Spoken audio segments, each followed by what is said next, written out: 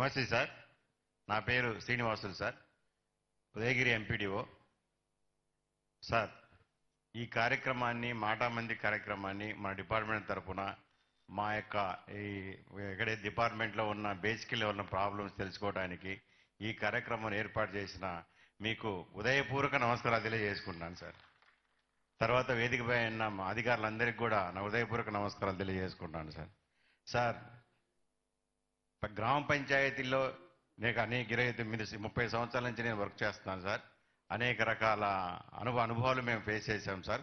వాటిలో కొన్ని మేము ముందు ఉంచుతాను సార్. దయచేసి వాటిని పరిశీలి చేయవలసిందిగా రిక్వెస్ట్ చేస్తాం సార్.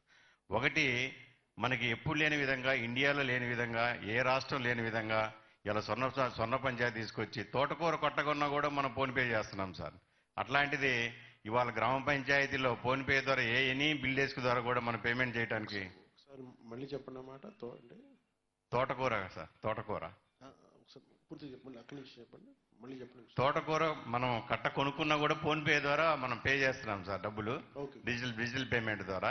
అలాంటిది గ్రామ పంచాయతీలో మనం ఇంతకు ముందు మనం ఆఫ్లైన్ ద్వారా పేమెంట్ చేసుకునే వాళ్ళం సార్. ఈ రోజున ఇండియాలోనే కాదు సార్, ఏ దేశంలో కూడా నాకు తెలిసి ఇటువంటి సిస్టమ్ ఈవెన్ మున్సిపాలిటీలో కూడా లేదు సార్. అది ఫోన్పే ద్వారా చేసేది. వాళ్ళు కూడా వెయిటింగ్ సార్. మనం చేస్తున్నాము, మన ఎట్లా చేస్తున్నారు, రిజర్వ్ బ్యాంక్ వాళ్ళు ఎలా పర్మిషన్ ఇచ్చారనేది వాళ్ళు వెయిటింగ్ సార్. మున్సిపాలిటీలో కూడా అది వాళ్ళు మనది కాపీ కొట్టాలని చూస్తున్నారు సార్. అదే ఆల్ ది బెస్ట్ వాళ్ళకి సార్. నెక్స్ట్ వచ్చేసి కొన్ని గ్రామ పంచాయతీల్లో కొన్ని హిక్కప్స్ ఉన్నాయి సార్. అవి దృష్టిలో పెడతాను. అవి సాల్వ్ చేయవలసిందిగా తమ ద్వారా కమిషనర్ గారిని కోరుతున్నాను సార్. ఒకటి, మన గ్రామాభివృద్ధికి సార్ మెయిన్ మనకు వచ్చేసి బ్లడ్ వచ్చేసి only general fund sir. General fund మనం ఇంప్రూవ్ చేసుకోకపోతే కనీసం మనం సిబ్బందికి జీతాలు కూడా ఇచ్చే పరిధిలో లేము సార్. చాలామంది ఇవాళ నేను ఏ ఊరికి పోయినా కూడా జీతాలు పెండింగ్ ఉంది సార్.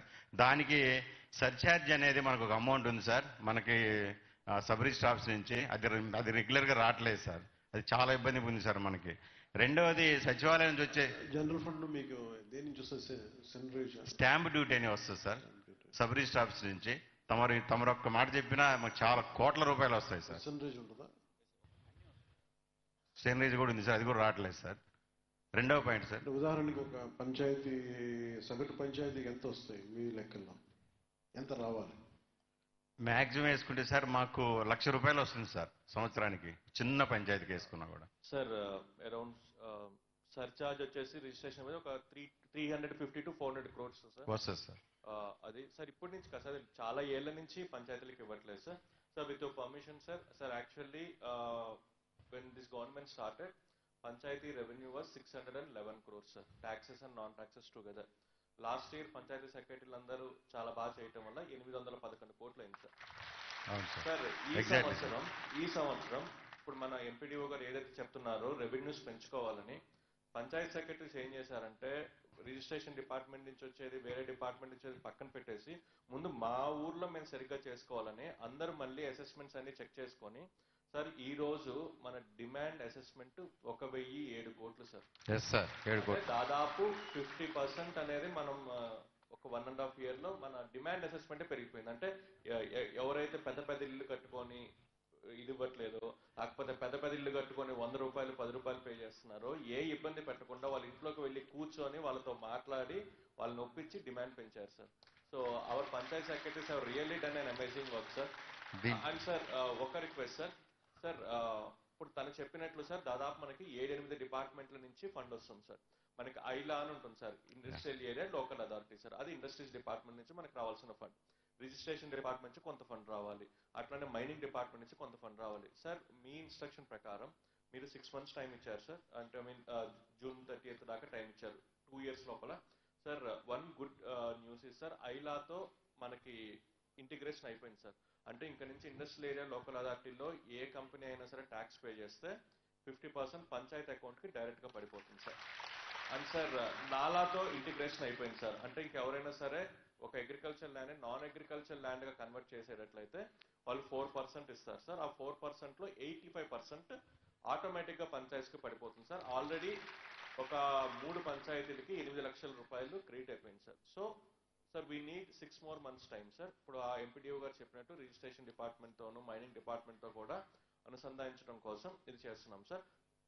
రియల్ టైం కావాలి సార్, రియల్ టైం అయితే బాగుంటుంది. ఇదంతా రియల్ టైం ఐలాతోను మిగతా వాటితో, but mining and other thing is in process sir. Sir we request you for 6 months time sir. June 30th అంటే సెకండ్ యానివర్సరీ ఆఫ్ గవర్నమెంట్ లోపల ఇవన్నీ stream line చేసేస్తాం సార్ విత్ యువర్ పర్మిషన్. ఇంకో చిన్న point sir, దాదాపు ఒక 10 department నుంచి మనకి రూపాయి నుంచి కోట్ల దాకా మనకి ఫండ్ వస్తుంది సార్. మనం ఇప్పుడు 2 డిపార్ట్మెంట్తో పూర్తి చేసాం, ఇంకా 8 డిపార్ట్మెంట్స్ ఉన్నాయి సార్.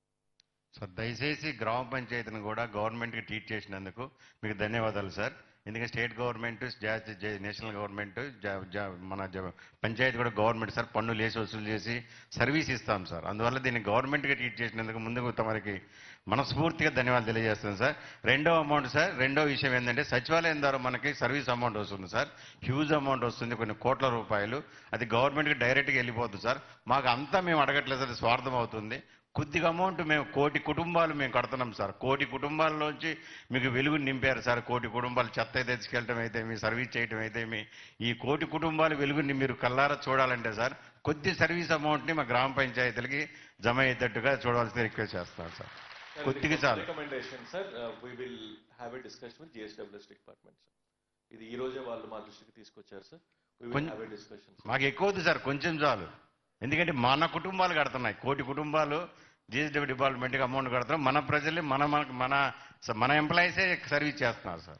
కొంచెం వివరంగా చెప్పండి. సార్ సచివాలయంలో సార్ సర్వీసెస్ ఉన్నాయి కదా సార్, సర్టిఫికెట్ ఇచ్చినా ఏది ఇచ్చినా సరే అమౌంట్ వస్తుంది సార్ మనకి. ఈ 1 కోటి గ్రామ పంచాయతీలు మొత్తం కలిపి 1 కోటి కుటుంబాలు సార్. ఈ 1 కోటి కుటుంబాలు కూడా ఏదో ఒక సర్వీసు ఏదో ఒక రోజు ప్రతిరోజు ఒక 30 నుంచి 100 సర్వీసులు 10 సచివాలయంలో డెవలప్ ఇస్తారు సార్. ఆ సర్వీస్ చేసినందుకు మనం కొంత సర్వీస్ ఛార్జ్ వసూలు చేస్తాం సార్. అది డైరెక్ట్గా గవర్నమెంట్కి వెళ్ళిపోతుంది సార్. మన గ్రామ పంచాయతీకి ఎంతో కొంత తమరు తోచినంత ఇస్తే ఈ గ్రీన్ అంబాసిడర్ జీతాలు చాలా ఇబ్బందిగా అయిపోయింది సార్. దానికి సొల్యూషన్ దొరుకుతుంది sir. Sir both are different issues sir. GSWS లో సర్వీసెస్కి వచ్చిన మనీలో కొంత భాగం మన వాళ్ళు కావాలంటున్నారు సార్. అది విత్ యువర్ పర్మిషన్ GSWS డిపార్ట్మెంట్తో ఒక డిస్కషన్ మొదలు పెడతాం sir. Regarding green ambassador sir మనం 15th finance commission funds already 3 instalments release చేశాం sir. In most of the places green ambassadors కి శాలరీ ఇచ్చారు సార్. రెండో సబ్మిషన్ సార్, గ్రీన్ అంబాసిడర్స్కి ఇంతకుముందు మనకు ఆ మాట నేను మాట్లాడకూడదు సార్. వాలంటీర్లు కూడా CMS ద్వారా జీతాలు ఇచ్చారు సార్. సారీ సార్ ఆ మాట అన్నందుకు. రెండోది ఏంటంటే సార్ మన గ్రీన్ అంబాసిడర్లకి ఆప్కాస్ ద్వారా కానీ తర్వాత CMS ద్వారా జీతాలు ఇచ్చి మా గ్రామ పంచాయతీ డబ్బుల్నే సెంట్రలైజ్ చేసి వాళ్ళకి నెల జీతాలు ఇచ్చేటట్టుగా చేయవలసిందిగా రిక్వెస్ట్ చేస్తున్నాను సార్. ఎందుకంటున్నాను సార్, సర్పంచులు కొంతమంది ఓన్గా ఫీల్ అయిపోయి నేను ఎందుకు ఇవ్వాలి మీకు జీతాలు అనే విధంగా ఫీల్ అవుతున్నారు సార్. ఎటువంటి పరిస్థితుల్లో నెక్స్ట్ యాక్చువల్లీ ఇది ఒక ఇష్యూ నిజంగా ఉంది సార్. ఇష్యూ ఏంటంటే సార్ గ్రీన్ అంబాసిడర్లకి శాలరీ ఇవ్వాలి. గ్రీన్ అంబాసిడర్ పాపం వాళ్ళు వచ్చి శానిటేషన్ చూసుకుంటూ ఉంటారు సార్. చాలా తక్కువ శాలరీ అయినా సరే వాళ్ళ ఊరి కోసం వాళ్ళు తక్కువ శాలరీతో పనిచేస్తారు, శానిటేషన్ కోసం పనిచేస్తారు సార్. కానీ కొన్ని సర్పంచులు అందరూ కాదు సార్, కొన్ని కొంతమంది అంటే జీతాలు ఇచ్చేటప్పుడు మేము ఎందుకు ఇవ్వాలి అని చెప్పేసి చాలా డిలే చేస్తున్నారు సార్. సార్ 6 నెలల ముందు ఈ ప్రాబ్లం చాలా ఎక్కువగా ఉండేది, ఇప్పుడు బాగా తగ్గింది. బట్ ఇప్పటికి కూడా కొన్ని పంచాయతీల్లో సర్పంచులు సంతకం పెట్టట్లేదు సార్ వాళ్ళు శాలరీ ఇవ్వడానికి. ఆ ఒక ఇష్యూ ఎస్పెషల్లీ ప్రకాశం జిల్లాలో అండ్ ఇంకొక 2-3 జిల్లాలో ఉంది సార్. నెల్లూరులో కూడా ఉంది సార్, చాలా ఇబ్బంది పడుతుంది. ఎన్ని పంచాయతీల ఇష్యూ దీనికి ఏంటంటే సార్ గ్రీన్ అంబాసిడర్ శాలరీకి ఆటో అంటే ఇంకా సర్పంచ్ గారి సంతకం లేకుండా ఆటోమేటిక్ గా గ్రీన్ అంబాసిడర్ శాలరీస్ అనేవి రిలీజ్ అయ్యే విధంగా ఒక ప్రతిపాదన అనేది తీసుకురావాలి సార్. అది గవర్నమెంట్ ఒక డెసిషన్ తీసుకోవాలి సార్. అంటే పని చేసిన వాడికి జీతం అనేది వాడి హక్కు సార్. సో అది సర్పంచ్ పంచాయతీ సెక్రటరీనో డిలే చేయడం వల్ల వాళ్ళకి ఆ హక్కు అనేది వెళ్ళిపోతుంది. గ్రామ శుభ్రతకి పనిచేసే వాళ్ళకి జీతాలు పడిపోతట్లే అంటే sir we have to give that salary sir. అది బేసిక్స్ సర్పంచ్కి ఎన్నికైన వాళ్ళ కనీస బాధ్యత. వాళ్ళది నిర్వర్తించినప్పుడు అంటే ఒక్క స్టేట్మెంట్ ఏదైనా ఒక నోటీస్ పంపించుకోవడం. అంటే ఒకవేళ వాళ్ళు ఖాతరు చేయకపోతే maybe then the power will be shifted to secretary అట్లా ఒక కరెక్షన్. సార్ రెండో ఇంకో చిన్న స్మాల్ ఒక్కటే సార్ ఒక్క సబ్మిషన్ సార్. సార్ ఏమనుకోవద్దు సార్ దయచేసి ఒక్క చిన్న సబ్మిషను. ఇది మనకి గ్రామ పంచాయతీలో సార్ 6,000 రూపాయలు ఇస్తున్నాం సార్. వాళ్ళు చాలా బాగా పనిచేస్తున్నారు సార్. కనీసం హెల్త్ హజార్డ్స్ కింద అయినా ఒక 4,000 రూపాయలు ఇస్తారు. ఎవరికి గ్రీన్ అంబాసిడర్ 6,000 సరే. హెల్త్ అజెంట్స్ కింద ఒక్క 4,000 ఇస్తే సరిపోతుంది సార్. అది డిప్యూటీ సీఎం గారు యాక్టివ్ గా కన్సిడర్ చేస్తున్నారు. ఓకే, వన్స్ పంచాయతీలో రెవెన్యూ స్టెబిలైజ్ అయిన తర్వాత రైట్ టైంలో ఒక డెసిషన్ వస్తుంది దానికి. సార్ ప్రపంచంలోనే ఇండియాలోనే భారతదేశంలో ఏ రాష్ట్రంలో కూడా గ్రామ పంచాయతీ సర్పంచ్కి చెక్ పవర్ లేదు సార్, ఏ పొలిటీషియన్ కూడా. దయచేసి ఈవెన్ చైర్మన్ కూడా లేదు సార్.